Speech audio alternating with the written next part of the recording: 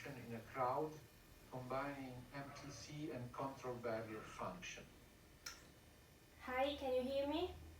Yes. Okay.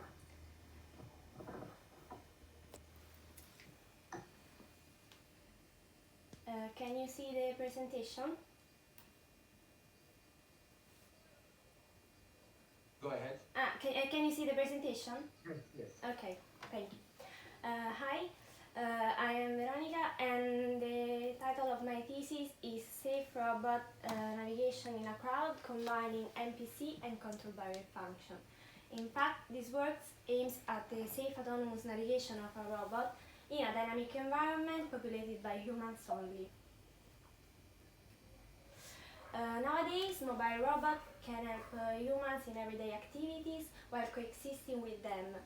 For humans, the ability of consciously navigate is quite obvious, but not for a robot, which has to face several challenges. First of all, we need to ensure safety by avoiding collisions with the crowd. Then, the robot needs to sense and predict the evolution of the crowd, so a proper model for the latter is required. And last, the robot needs to move in such a way that makes it easy for pedestrians to understand its intentions. To move among humans, the robot motion needs to be planned properly, and we rely on online motion planning algorithms. Previous approaches have shown some limitations, so to overcome them, we propose an approach that combines model predictive control and control barrier functions. MPC, in fact, optimizes performances by accounting for future state information and allows to systematically include constraints during the design process. In particular, safety constraints are expressed as control barrier functions. Our problem is the following. We have a differential drive robot that has to go from a start configuration to a desired one in an environment populated by some humans moving around. So we need to generate online a robot motion that avoids collisions with the human composing the crowd and eventually leads the robots to a desired goal position. A differential drive can be modeled as a unicycle, and in order to control this robot, we perform an input-output linearization. In fact, we want to control and track a point displaced at a certain distance b along the sagittal axis of the unicycle. So, by defining an input transformation, we obtain a couple of integrators. However, we want to use inputs at the acceleration level to ensure smoothness of trajectories. So, taking one step ahead in the differentiation, we obtain a couple of double integrators. Now let's make an overview on sensors. Since we are focusing on motion planning, we make the simplified assumption of perfect localization, which means that the robot is aware of its configuration at each time instant. Then the sensors used are of ultrasonic type and have a disc-shaped field of view. In particular, we have used two different sensing settings, an omnidirectional one in which we have sensors all around the robot, and another one in which we have sensors only in front of it. To simulate the crowd, we have made several assumptions. Each human composing the crowd moves like a unicycle, is aware of other human positions, and moves in an artificial potential field which is given by the sum of an attractive potential generated by a random goal and by repulsive potentials from other humans. In fact, each human has a randomly selected goal and can stop randomly during the simulation. This is the block scheme of the proposed approach. We have the MPC controller, which computes the optimal control action and applies to the double integrator. However, in order to obtain the actual commands for the robot, we need an inverse input transformation, which is given by input-output linearization. Then we apply these commands to the robot and obtain a new configuration Q. Sensors detect obstacles and send their readings to a crowd prediction module, whose output is given to the optimizer of the MPC in order to achieve collision avoidance. Collision avoidance is the evolution of the crowd relies on the use of Kalman filters, according to which humans move omnidirectionally. So the state vector can be split for x and y, and we define for each sensor two filters. For the process model, we use a constant velocity model, so we assume that the velocity stays constant during the sampling interval. While for the measurement model, we are interested in position only, since sensors gives only position measurements. Then these are the equations for prediction and correction of the filter. Some tricks have been done in order to improve the filter performance. Whenever a human enters the field of view of the sensor, the filter is initialized by running two empty iterations in which this position is always set as the current measurement, while for the velocity we set the first time it to 0 and then to the numerical derivative of the measurements. Then, if a human leaves the sensor field of view, the filter uses the last available measurement to continue its estimate for a certain time interval, after which the filter is turned off. Then, if the norm of the innovation is above a threshold, it is very likely that a change of obstacle happened. So, we reset the filter by running again two empty iterations, but this time, instead of setting the velocity to 0, we set it to the value of the previous time instant.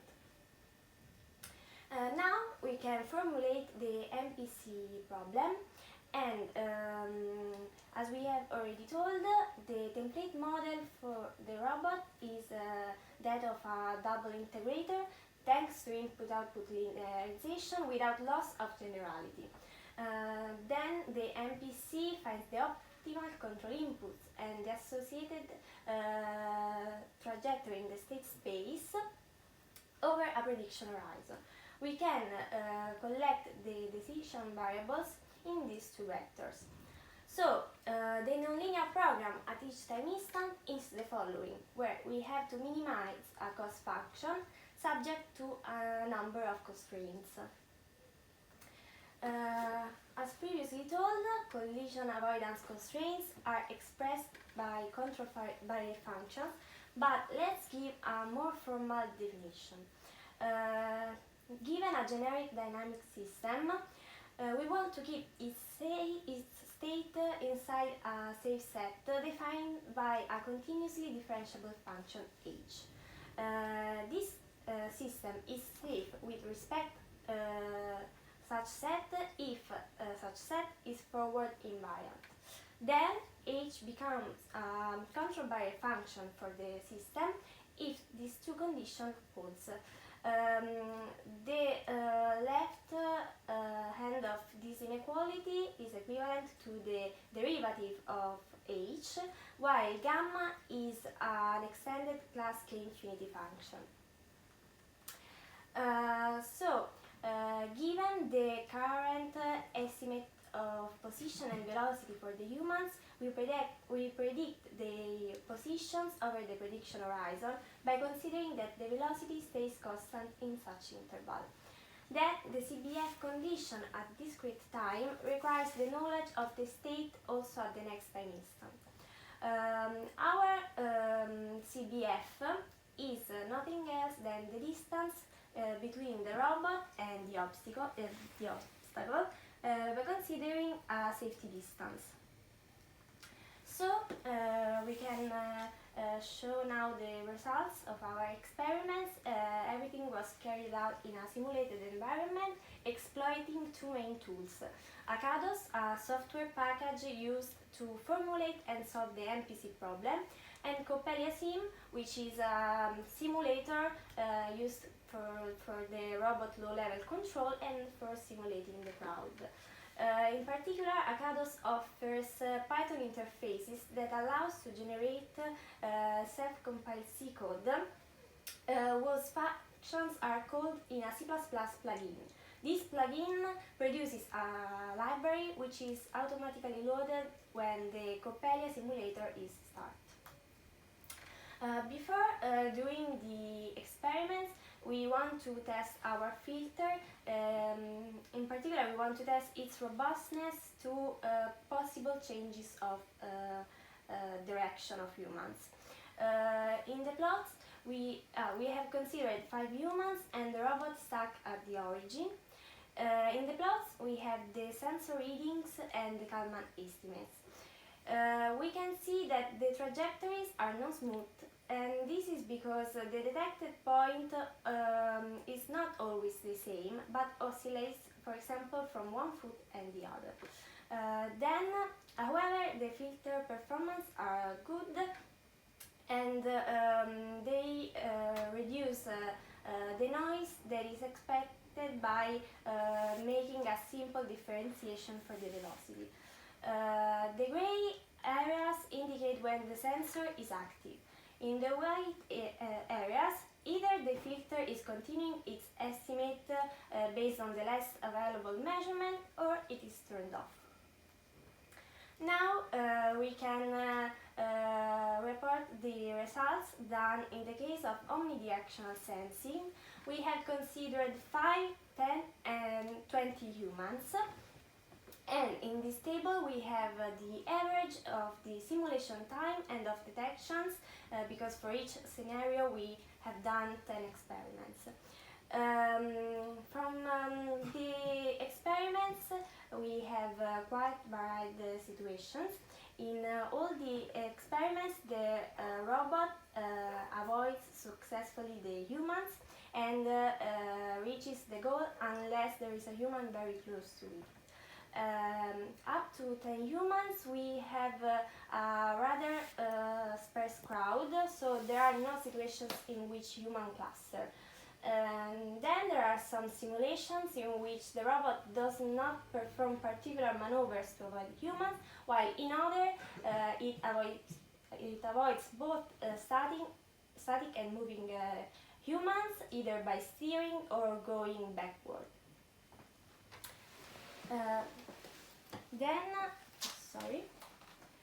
Then we we move to the frontal sensing case.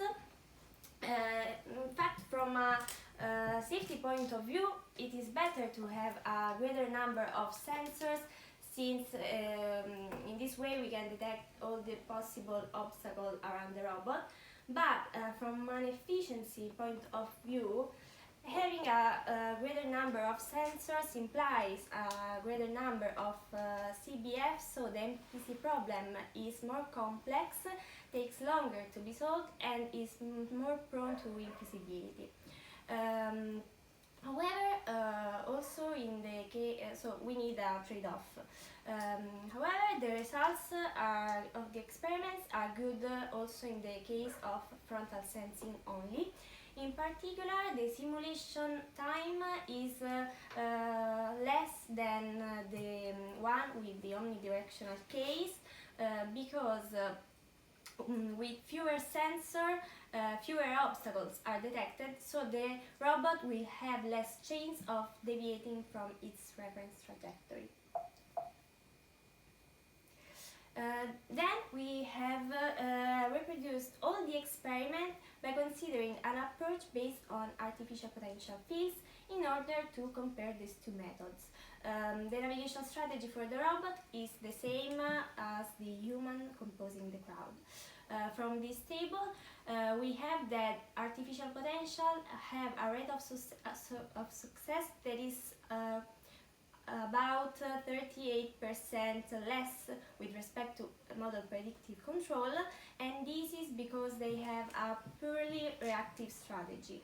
However, the simulation time are in general smaller, and because with the MPC we use control barrier functions, which allows to avoid the obstacle even when the robot is quite far from them. So the robot will do wider maneuvers or slow down for a longer time with respect to artificial potential fields. To conclude, our approach, with our approach, the robot can move safely among humans without them being aware of its presence. The crowd motion prediction model has proved to be effective even with very simple sensor settings, and we have seen that MPC outperforms artificial potential fields thanks to its prediction capability. However, this approach is sensitive to the prediction of human motions because the more accurate it is, the more effective the algorithm will be. And when the MPC cannot find a solution, the last available control action is used. This works in most of the cases, but we need to introduce a low-level safety layer in order to guarantee safety also in this situation. In the future, of course, more realistic sensors may be used. Then we can improve the crowd model by including social interactions among humans. Also, other methods for predicting human motions could be investigated, and of course, everything can be extended and tested on a real robot. That's all.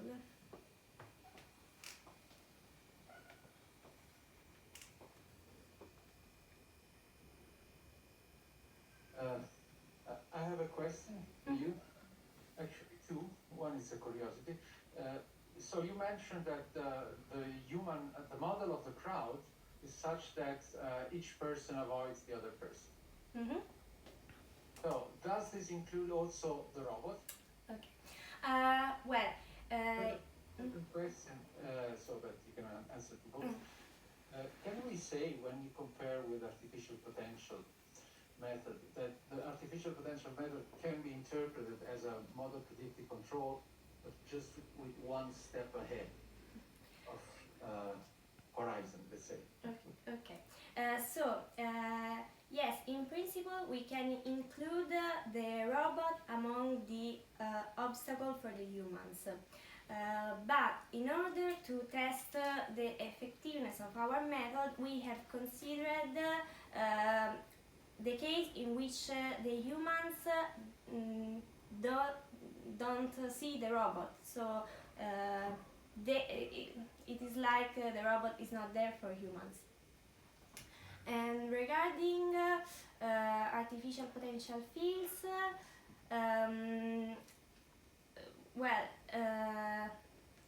yes, we may say that it's like computing only one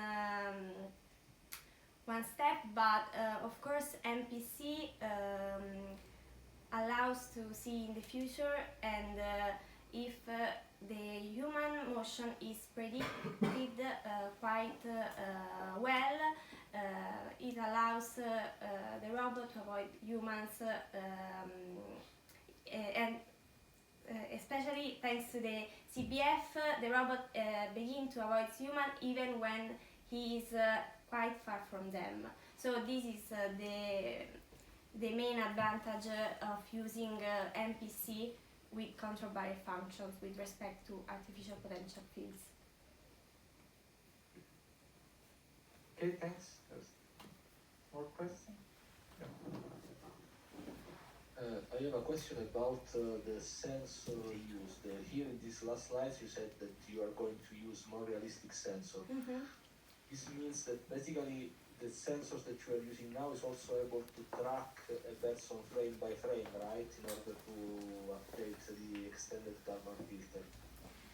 The sensor used measure the distance between the sensing point and the closest point of the obstacle in the field of view. Yeah, but I mean, it is also able to identify the specific person. No, otherwise- no. The robot cannot recognize humans because we don't have, for example, cameras. And in fact, in the tables, I reported the number of detections, which means how many times the robot detects someone. But of course, he cannot recognize among humans. So this of Sorry, not to recognize the identity, but if you have to update the Kalman filter of the person, you must be able to say this person that I detected here concern that specific Kalman filter, right? each sensor has two Kalman filters. Okay. So you don't have a Kalman filter specific for each person? No. Each sensor has its Kalman filter, and the outputs of the Kalman filters are the parameters for the control barrier function. So each sensor will have a control barrier function. Okay, thank you. Thank you. Okay, thank you very much. So, Thank you. so we stop the session for a while.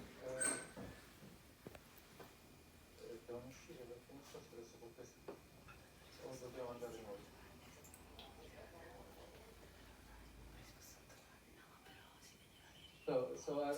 Vi dovrei chiedere di uscire, insomma, la cosa non è organizzata perfettamente, di uscire, potete andare nel chiostro dove c'è molto spazio per